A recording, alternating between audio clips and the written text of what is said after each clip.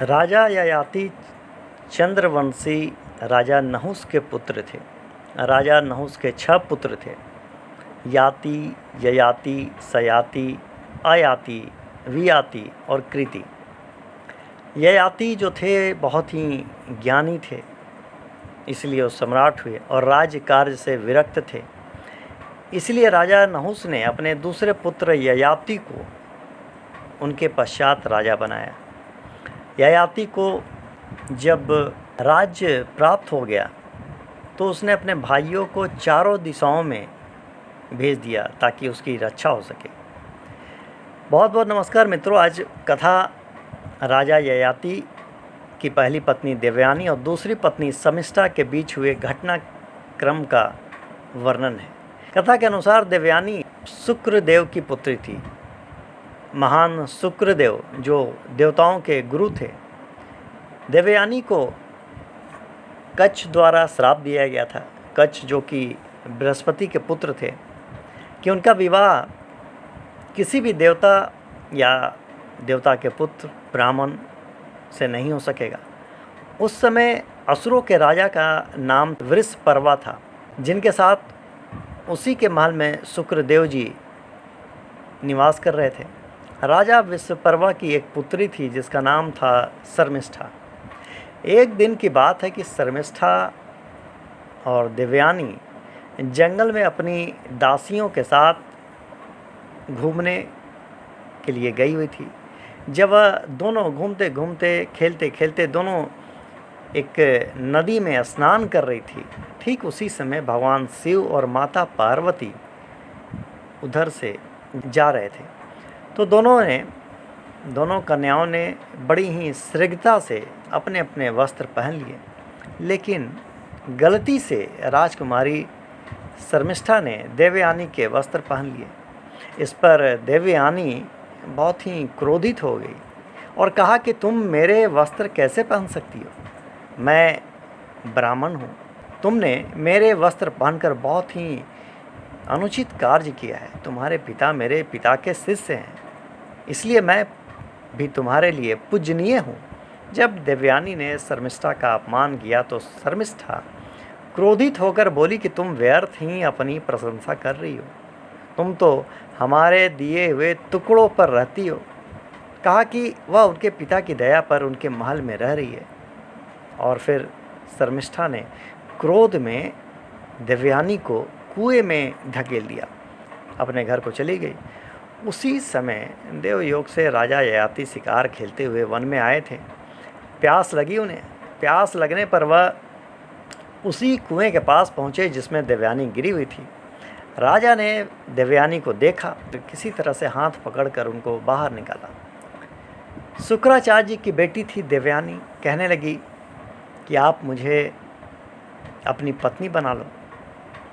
देवयानी राजा ययाति से बोलती है कि आप यह न सोचें कि आप एक क्षत्रिय हैं और मैं एक ब्राह्मण हूँ। यह सब ईश्वर की प्रेरणा से ही हो रहा है, क्योंकि मुझे देव गुरु बृहस्पति के पुत्र कच्छ ने श्राप दिया था और कहा था कि मेरा विवाह किसी ब्राह्मण के साथ नहीं हो सकेगा। कच्छ मेरे पिता शुक्राचार्य जी से मृत संजीवनी विद्या सीखते थे। मैं उनसे आकर्षित हो गई और आकर्षित होकर उनसे शादी करने का विचार मन में आया और अपने विचार को उनके समक्ष रखा। शादी के प्रस्ताव रखने पर कच्छ कहने लगे कि तुम मेरे गुरु की पुत्री और मेरे लिए पूजनीय हो, इसलिए मैं तुमसे विवाह नहीं कर सकता। इस पर क्रोधित होकर उन्हें शाप दे दिया कि तुम्हारी सीखी हुई विद्या निष्फल हो जाए। ऐसा सुनकर कच्छ ने भी मुझे शाप दिया कि तुम्हारा विवाह किसी ब्राह्मण से नहीं हो सकेगा। ययाति यह जानते थे कि देवयानी शुक्रदेव की पुत्री है, वही शुक्रदेव जिनका ज्ञान समुद्र से भी गहरा है। उसने कहा कि मैं आपसे विवाह करने को तैयार हूँ, लेकिन तभी यदि आपके पिता शुक्रदेव जी इस विवाह की अनुमति दे दे। इतना सुनते ही देवयानी खुशी से अपने पिता के पास गई और अपने पिता से उसने शर्मिष्ठा का सारा वृतांत कह सुनाया। गुरु शुक्राचार्य जी क्रोधित होकर फिर राजा विश्वकर्मा के पास पहुँचे और उनकी पुत्री शर्मिष्ठा की सारी बात बतलाई और राजा से कहा कि तुम अपनी पुत्री से पूछो कि उसने ऐसा क्यों किया। इस पर देवयानी ने कहा कि मेरी शादी हो रही है, जब मैं ससुराल जाऊं तो आपकी पुत्री शर्मिष्ठा मेरी दासी बने। इस पर फिर शुक्राचार्य जी ने फिर राजा से कहा कि तुम देवयानी की बात मान लो। शर्मिष्ठा ने फिर अपने पिता को गुरु शुक्राचार्य के क्रोध से बचाने के लिए देवयानी की सारी बात मान ली। शुक्रदेव ने ययाति को अपने पास बुलाया और उन्हें चेतावनी दी कि वह गलती से भी कभी भी शर्मिष्ठा को हाथ न लगाए और ना ही शर्मिष्ठा के साथ कभी सोने का प्रयास करे। फिर ययाति अपनी राजधानी देवयानी और शर्मिष्ठा के साथ लौट आए। ययाति की राजधानी महेंद्रपुरी थी। उन्होंने वहां आकर देवयानी को तो जो है अंतःपुर में एक स्थान दिया और उसी की अनुमति से एक के समीप के वाटिका के पास महल बनवाकर उसमें विश्वकर्मा की पुत्री शर्मिष्ठा को उसकी 1000 दासियों के साथ ठहराया और उन सब के लिए अन्न वस्त्र आदि की अलग अलग व्यवस्था कर दी। देवयानी ययाति के साथ कभी कभी वाटिका में आती रहती और शर्मिष्ठा के साथ वन विहार करके उसे वहीं छोड़कर स्वयं राजा के साथ महल में चली जाती थी। इस तरह बहुत समय तक प्रसन्नतापूर्वक आनंद भोगती रही। ऋतुकाल आने पर देवयानी ने गर्भधारण किया और कुछ समय के पश्चात ययाति और देवयानी को पुत्र रत्न की प्राप्ति हुई, जिसका नाम यदु रखा गया। इस प्रकार युवावस्था को प्राप्त हुई शर्मिष्ठा ने एक दिन अपने आप को रजस्वलावस्था में देखा और चिंता मग्न हो गई।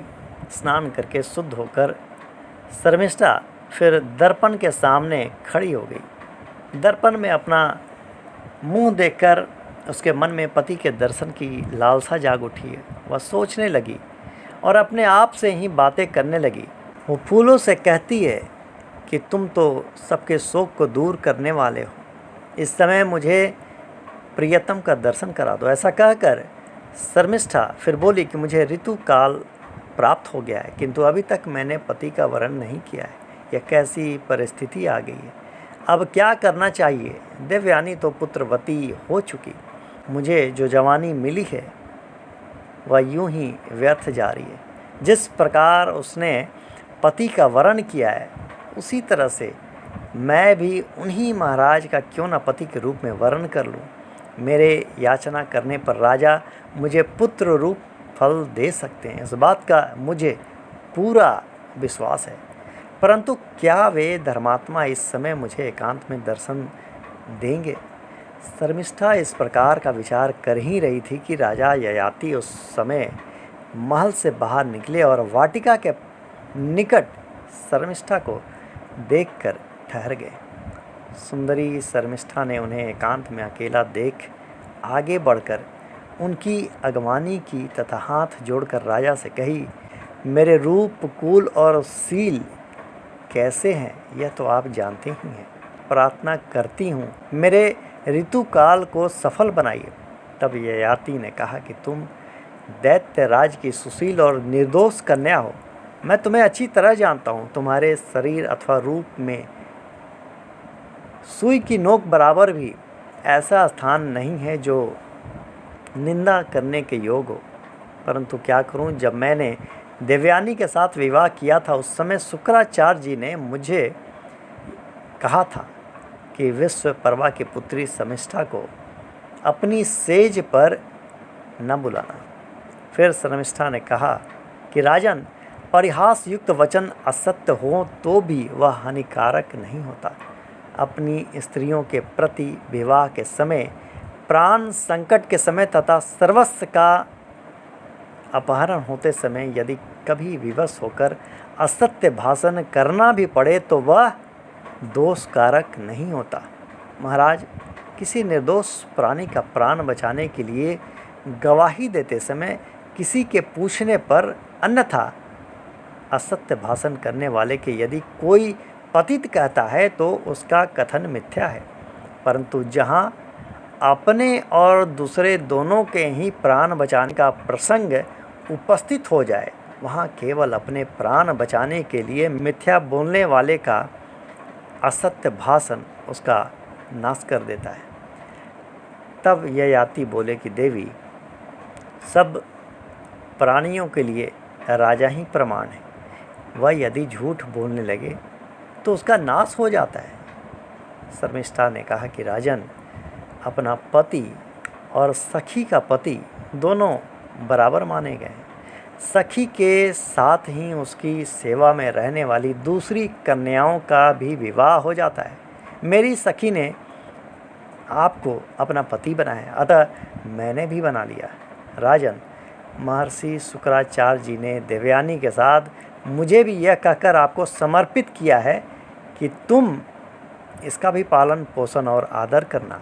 आप सुवर्ण, मणि, रत्न, वस्त्र, आभूषण, भूमि इत्यादि जो है दान करते हैं, वह महादान कहा गया है। वह शरीर के आश्रित नहीं है, परंतु पुत्र दान और शरीर दान अत्यंत कठिन है।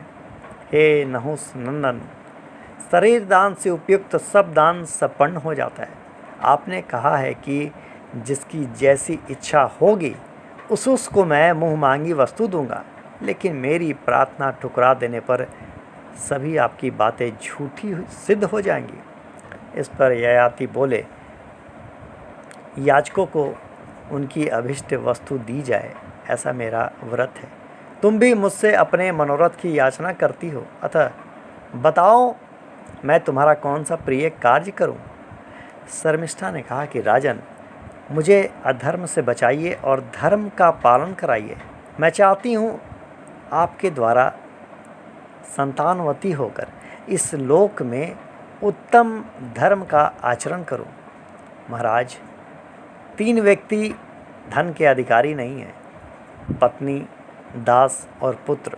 ये जो धन प्राप्त करते हैं वह उसी का होता है जिसके अधिकार में ये है, अर्थात पत्नी के धन पर पति का, सेवक के धन पर स्वामी का और पुत्र के धन पर पिता का अधिकार होता है। मैं देवयानी की सेविका हूँ और वह आपके अधीन है, अतः राजन, वह और मैं दोनों ही आपके सेवन करने योग्य हैं, अतः मेरा सेवन कीजिए। शर्मिष्ठा के ऐसा कहने पर राजा ने उसकी बातों को ठीक समझा। फिर उन्होंने शर्मिष्ठा का सत्कार किया और रीति के अनुसार उसे अपनी भार्या बनाया, उनसे विवाह कर लिया। फिर शर्मिष्ठा के साथ समागम किया और इच्छा अनुसार संभोग करके अपने अपने स्थान पर चले गए। सुंदर तथा मनोहर मुस्कान वाली शर्मिष्ठा ने उस समागम में ययाति से पहल ही गर्भ धारण कर लिया। शर्मिष्ठा और राजा ययाति के इस पुत्र का नाम द्रुह रखा गया। यह वह समय था जब शर्मिष्ठा गुप्त रूप से राजा ययाति से मिलने लगी थी। देवयानी को शर्मिष्ठा के पुत्र के जन्म के विषय में पता चला, परंतु वह इस बात से अनजान थी कि इस पुत्र का पिता कौन है। साल बीतते गए और इन वर्षों में देवयानी के अगले पुत्र का नाम तुर्वसु रखा गया। इसी बीच शर्मिष्ठा के भी 2 पुत्र हुए। एक का नाम अंद्रहु और दूसरे का नाम पुरु रखा गया। एक बार देवयानी और राजा ययाति महल के बगीचे में घूम रहे थे। तभी शर्मिष्ठा के 3 पुत्र वहाँ खेलते खेलते आ पहुँचे। देवयानी ने उन तीनों को देखा और उन 3 पुत्रों में राजा ययाति से मिलती जुलती कुछ समानताएं दिखलाई दी। असमंजस की स्थिति से निपटने के लिए देवयानी ने उसके पुत्रों को अपने पास बुलाया और उससे जो है उसके पिता का नाम पूछा। बालक ने अपने पिता का नाम बता दिया कि मेरे पिता का नाम ययाति है। इस बात को जानकर देवयानी अत्यंत क्रोधित हुई और फौरन वहाँ से अपने पिता के पास जा पहुँची और उन्हें इस सारी घटनाक्रम के बारे में बताया। शुक्रदेव ने कुपित होकर ययाति को शाप दिया कि ययाति वृद्ध हो जाए। फिर ययाति इस बात को जाने और दौड़ते हुए शुक्रदेव के पास पहुंचकर उनसे क्षमा याचना करने लगे। इस पर महान शुक्रदेव ने कहा कि यदि कोई अपनी इच्छा से अपना यौवन वृद्धावस्था के साथ बदलना चाहेगा तो उसे वापस अपना पुराना रूप मिल जाएगा। ययाति ने वापस आकर अपने प्रत्येक पुत्र को बुलाया और उनसे अनुरोध किया कि वे उसके साथ अपने यौवन का आदान प्रदान करें, लेकिन सभी ने मना कर दिया। केवल शर्मिष्ठा का पुत्र पुरु उनकी इस बात के लिए तैयार हो गया। इसके बाद ययाति ने 100 वर्षों तक राजा के रूप में राज किया। फिर कुछ समय के पश्चात राजा ययाति ने विषयों से विरक्त होकर उसने अपने पुत्र पुरु को उसकी युवा अवस्था वापस कर दी। पुरु की पृथु भक्ति के लिए उसे राजा भी बना दिया। राजा ययाति स्वयं फिर वन को चले गए और वहाँ पर तप करके मोक्ष को प्राप्त हुए। राजा फिर पुरु बना। तो ये कहानी कैसी लगी? आप सभी अपने विचार कमेंट बॉक्स में ज़रूर रखिएगा। इसी के साथ बहुत बहुत धन्यवाद।